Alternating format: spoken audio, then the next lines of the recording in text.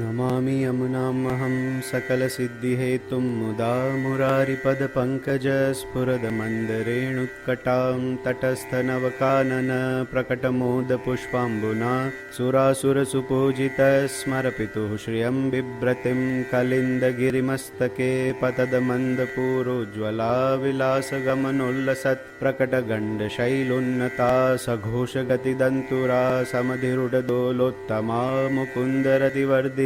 जयति पद्मबन्धुः सुता भुवं भुवनपावनीम् अधिगतामनेकस्वनैः प्रियाभिरिव सेवितां शुकमयूरहंसादिभिः तरङ्गभुजकङ्कण प्रकटमुक्तिका वालुका नितम्बतटसुन्दरीं नमत कृष्णतुर्यप्रियाम् अनन्तगुणभूषिते शिवविरौञ्चि देवस्तुते घनाघननिभे सदा ध्रुवपराशराभीष्टदे विशुद्धमथुरातटे सकलगोपगोपीवृते कृपाजलधि संश्रिते मम मनः सुखं भावय यया चरणपद्मजा मुररिपोः प्रियं भावुका समागमनतो भवत्सकलसिद्धिदा सेवतां तया सदृशतामियात् कमलजा सपत्नी वयत् हरिप्रियकलिन्दया मनसि मे सदा स्थीयतां नमोऽस्तु यमुने सदा तव चरित्रमत्यद्भुतं न जातु यमयातना भवति ते पयः पानतः यमोऽपि भगिनीसुतान् कथमुहन्ति दुष्टानपि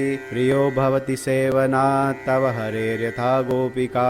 ममास्तु तव सन्निधौ तनुनवत्वमेतावता न दुर्लभतमारतिर्मुररिपौ मुकुन्दप्रिये अतोऽस्तु तव लालना सुरधुनी परं सङ्गमात् तवैव भुवि कीर्तिता न तु कदापि पुष्टिस्थितैः स्तुतिं तव करोति कः कमलजासपत्नीप्रिये हरेर्यदनुसेवया भवति सौख्यमामोक्षतः इयं तव कथाधिका सकलगोपिका सङ्गमस्मरश्रमजलाणुभिः सकलगात्रजैः सङ्गम तवाष्टकमिदं मुदा पठति सुरसूते सदा समस्तदुरितक्षयो भवति वै मुकुन्दे रतिः तया सकलसिद्धयो मुररिपुश्च सन्तुष्यति स्वभावविजयो भवेत् वदति वल्लभः श्रीहरे।